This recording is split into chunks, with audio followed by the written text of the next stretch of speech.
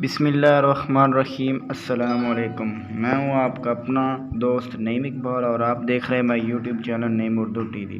آج اس ویڈیو میں آپ سے بات کرنے والا ہوں سی پیک کے بارے میں۔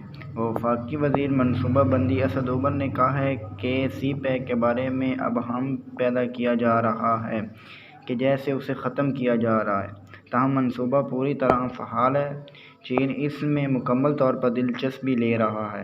منگل کو اسلام آباد سے CPEC authority chairman lieutenant general Asim Saleem Bajwa کے ہمراہ پریس کانفرنس کرتے ہوئے ان کا مزید کہنا تھا کہ بجٹ میں سی پیک منصوبوں کے لیے 27 ارب رکھے گئے ہیں، جن میں سے 42 ارب مغربی روٹ کے لیے ہیں۔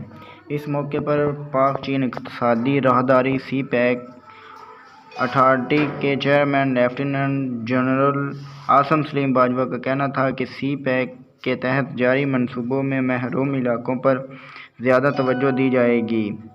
منصوبے کے تحت پشاور سے کراچی تک موٹر وے سے